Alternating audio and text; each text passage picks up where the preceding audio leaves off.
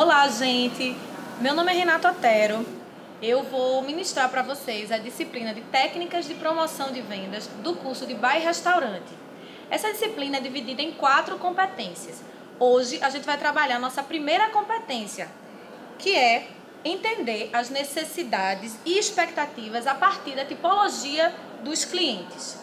Nessa competência, a gente vai trabalhar 4 tópicos específicos. O primeiro deles é entender as necessidades. O que são necessidades, como é que elas se formam, certo? Depois das necessidades, a gente vai partir para as expectativas. Também entender um pouco como é que são formadas as expectativas dos clientes no que se refere especificamente a serviços. Depois, a gente vai falar dessa tipologia de clientes, em que ela é dividida, e finaliza falando um pouco do cliente específico de bar e restaurante. Vamos começar? Bem, a gente agora vai entender o que seria necessidade. Necessidade é aquilo que todo mundo sabe o que é porque vive, mas muitas vezes a gente não sabe definir. Bem, toda vez que a gente compra um produto ou consome algum serviço, a gente faz isso para atender alguma necessidade nossa, não é verdade? Então, a necessidade, baseado nisso que a gente está falando, seria um estado de carência, de privação, a falta de alguma coisa, que a gente se sente motivado por esse estado para alterar, fazer alguma coisa para alterar esse estado de ausência para voltar à normalidade. Então, se a gente está com fome, é um estado de falta, de privação de comida, que a gente vai buscar um produto, que no caso é a comida, o alimento, para voltar ao estado de normalidade, que é a não fome, a saciedade. Então, a necessidade seria esse conceito que a gente está trabalhando. E ela é a mesma para todo mundo, em todas as épocas da vida? Não. A necessidade, ela varia de acordo com vários fatores. Um deles pode ser a idade do indivíduo. Um adolescente não tem as mesmas necessidades que um idoso. Algumas podem ser até em comum, mas muitas necessidades são divergentes. Um adulto e um bebê, necessidades diferentes. A classe social também. Então, pessoas de classe socioeconômica mais desfavorecidas, elas vão dar prioridade a atender necessidades mais básicas, que pessoas de classes mais altas já estão supridas nessas necessidades naturalmente e vão se preocupar com outros aspectos de entretenimento, lazer, etc. Certo? Então, entendida essa parte, a gente precisa, para falar de necessidade, a gente não poderia fazer isso sem tratar de um psicólogo chamado Abraham Maslow. Quem é Maslow? Ele foi um psicólogo que estudou as necessidades e fez uma hierarquia delas. Vocês podem observar isso aí nessa pirâmide que vocês estão vendo na tela. A pirâmide é a pirâmide de Maslow, ela é conhecida, ou hierarquia das necessidades. Nessa pirâmide, a gente vê que as necessidades elas estão divididas por classificações. Na base da pirâmide estão as necessidades mais básicas, as fisiológicas, que seriam respiração, fome, sexo, sono, as necessidades de excreção, certo? Isso estaria nas nossas necessidades fisiológicas. E de acordo com Maslow, uma vez que a gente atende às necessidades mais básicas, é que a gente vai poder se focar nas necessidades imediatamente seguintes. Então, não dá para pensar, por exemplo, vamos subir na pirâmide da necessidade de segurança, que seria, por exemplo, segurança do corpo, a gente se sentir seguro no emprego, se sentir seguro economicamente, se sentir seguro em termos até de estar protegido psicologicamente também.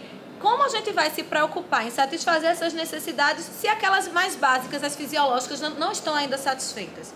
Deu para entender como é que Maslow pensava, por isso que ele elaborou uma hierarquia. Hierarquia, uma necessidade, ela vem antes das outras, ela é mais importante do que as outras. Uma vez atendidas, a gente passa para as necessidades seguintes. Então, a gente já falou das fisiológicas e das necessidades de segurança. Imediatamente depois das de segurança, tem a necessidade de amor, relacionamento ou necessidades sociais também, pode ter essa nomenclatura, que é a questão da amizade, família, de você ter um companheiro, no amor mesmo, de você se sentir aceito num grupo. Essa necessidade está muito forte nos adolescentes, né? Tem essa necessidade muito forte de estar pertencendo a um grupo, de ser aceito naquele grupo e fazer parte. Bem, uma vez que você consegue satisfazer essas necessidades, você passa para a necessidade imediatamente seguinte, que seria a necessidade de estima, ou de prestígio, ou de status. Também tem essas nomenclaturas. Que é a questão da confiança, da autoestima, de você ser reconhecido, vamos dizer, por exemplo, profissionalmente, dentro daquele grupo social a que você já pertence, em que você já é aceito, você ser reconhecido nele, certo? Por uma posição especial. Uma vez que essas necessidades também estão atendidas, a gente pode partir para a necessidade de realização pessoal ou autorrealização. Segundo Maslow, poucos de nós chegamos nesse estágio da pirâmide, porque muitas vezes a gente está focado, passa a vida toda focado nos outros estágios ainda. Mas aqueles que conseguem chegar nesse estágio vão se preocupar em fazer o quê? Se preocupar em atender trabalhar a moralidade, a criatividade. Normalmente se voltam para as questões mais humanitárias, questões religiosas, que vão lhe dar essa satisfação pessoal, sua realização pessoal. O foco não é mais o prestígio social, agora o foco é em se realizar como ser humano, certo? Então, como a gente viu, poucos de nós chegamos a esse estágio. Para que vocês possam entender mais, ou se vocês quiserem se aprofundar nesse assunto, que é bem interessante, vocês podem assistir esse vídeo que eu estou sugerindo aqui na tela, o link, vocês podem dar uma olhada. Podem até parar a aula um minutinho, é bem rapidinho um vídeo, que vocês assistem esse vídeo aqui que fala sobre, especificamente, a pirâmide de Maslow e essa hierarquia das necessidades. Agora que a gente falou um pouco das necessidades, vamos falar das expectativas. O que são expectativas? É aquilo que a gente espera de algo ou de alguém para satisfazer as nossas necessidades. Entenderam por que a gente precisou falar de necessidades antes de falar de expectativas? Porque as expectativas é o que a gente imagina do desempenho do produto ou serviço consumido para atender aquela necessidade que a gente estava sentindo, de fome, de sede, muitas vezes de status, certo? Aquelas necessidades todas que a gente falou e que Maslow elencou. E as expectativas, elas são formadas com base em alguns aspectos. Primeiro, enquanto consumidores, tá? A gente está falando aqui sempre enquanto consumidores de produtos e serviços. Elas são formadas primeiro em relação às experiências anteriores que nós temos como clientes. Se você já foi, por exemplo, num restaurante, quando você voltar a esse restaurante, você vai ter uma expectativa de que ele lhe atenda do mesmo jeito que você foi atendido anteriormente. Ou se você conhece restaurantes do mesmo padrão daquele restaurante, você vai nele com uma determinada expectativa que ele se alinhe ao padrão já conhecido, de que ele faz parte, certo? Então, primeiro, ela varia de acordo com as experiências anteriores nossas enquanto clientes. Segundo, ela também é formada, as expectativas também são formadas com base na comunicação boca a boca. Quantos de nós não já consumimos produtos e serviços indicados por outras pessoas? Então, você chega aqui, poxa, aquele barzinho novo que abriu ali é tão legal. Então, quando você se você for naquele bar, você espera ter a mesma sensação que aquela pessoa que lhe indicou teve. Se você tiver uma experiência diferente, aí suas expectativas não vão ter sido alcançadas. Mas ela é formada também com base no boca a boca. E uma terceira base que a gente utiliza para formar as expectativas são as comunicações externas ou propagandas. Então, quando você vê uma propaganda de um determinado estabelecimento que promete ser isso, aquilo outro, você vai nele esperando que ele lhe ofereça aquilo que foi dito na propaganda ou numa comunicação externa que você recebeu através de meios de comunicação. Ok, gente? Muito bem. Compreendidas as expectativas, vamos falar das tipologias de consumidores. Existem dois tipos básicos de consumidores: o consumidor organizacional e o consumidor pessoal. Pelo nome já dá para a gente saber a diferença. O consumidor organizacional é uma pessoa jurídica. São empresas, instituições, organizações sem fins lucrativos que precisam consumir produtos e serviços para funcionar. Esse tipo de cliente, de consumidor, não é o foco do nosso estudo hoje. A gente vai focar no segundo tipo, que é o consumidor pessoal. São pessoas físicas, somos nós, eu e você, quando precisamos consumir produtos e serviços para nós mesmos ou para presentear, doar, para que outros utilizem, certo? Então, esse é o consumidor pessoal, que é o foco do nosso estudo. Bem, o consumidor pessoal, ele desempenha alguns papéis. A gente acha que o consumidor é só aquele que vai lá e compra. Errado. O consumidor, ele também desempenha outros papéis, dentre os quais está o de iniciador do processo. O que quer dizer isso? É aquela pessoa que deu start no processo de compra, que disse assim, gente, você está no grupo de amigos, conversando no colégio, gente, que tal a gente ir no restaurante da esquina para almoçar? Ele foi o iniciador do processo, foi ele que deu a ideia inicial da compra, do consumo. Pode ser também influenciador. Influenciador é aquela pessoa que é a partir dele, ele vai gerar uma influência para que a compra ocorra em determinado local ou que seja comprado determinado produto. É aquela pessoa que você consulta para fazer uma determinada compra. Ele pode ser o decisor, que é quem bate o martelo. É aquela pessoa que você está em dúvida. Normalmente é quem paga, mas não necessariamente é a mesma coisa, tá? Decisor é aquela pessoa, vamos dizer, o seu chefe, né? Isso, se fosse no ambiente organizacional, seria o seu chefe, que diria a você, você tem que comprar aquele produto daquele estabelecimento e pronto, ele é o decisor, mesmo que quem pague não seja ele especificamente, certo? O comprador sim, é aquele que vai e efetua a transação financeira. Necessariamente não é o financiador, certo? O comprador é o cara que vai lá, você pode dar o dinheiro para ele ir comprar. Ele é o comprador, você é o financiador. E existe também o usuário, que finalmente é quem utiliza esse produto ou esse serviço, que pode ser quem comprou ou pode ser outra pessoa. Se você deu de presente para alguém, ele que vai ser o usuário e não você. Ok, gente? Entendidos os papéis que nós, enquanto consumidores pessoais, podemos desempenhar? Beleza. Vamos ver agora, nesse quadro que está aparecendo para vocês na tela, a gente pode ver alguns fatores que influenciam o nosso comportamento enquanto consumidor pessoal. Porque a gente acha que a gente não é influenciado por nada. Tá errado. Para a gente decidir uma compra por determinado produto, determinado serviço, existe uma série de fatores que interferem nessa decisão. Um desses fatores são os fatores culturais. É a cultura onde a gente está inserida. Então, culturas diferentes consomem produtos diferentes. Tanto é que quando a gente viaja para determinado ou para outro país, de uma cultura diferente, ou até mesmo dentro do Brasil, a gente vai para outra região, a gente observa que os consumos são diferentes. A maneira que as pessoas consomem se distingue da nossa. A classe social também varia. É claro, é óbvio para todo mundo que pessoas de classes sociais diferentes consomem produtos e serviços diferenciados. Outro fator que pode influenciar são os fatores sociais, que são os grupos de referência. O que são meus grupos de referência? Principalmente a família. Normalmente a gente consome aquilo que a gente está acostumado a consumir dentro da família. Já observou? Se alguém aqui é casado, sabe que quando casou e se mudou, foi morar em outro lugar, a primeira feira que fez foi parecida com a feira que sua mãe fazia em casa. Porque existe essa influência grande dos grupos de referência. Se você faz parte de algum grupo religioso, isso interfere também no seu consumo, ok? Seus papéis e posições sociais. Muitas vezes o papel que a pessoa ocupa dentro da sociedade praticamente o obriga a consumir determinados produtos, principalmente no que diz respeito à vestimenta, a carro, a casa, a moradia, certo? De acordo com o papel social que a pessoa desempenha.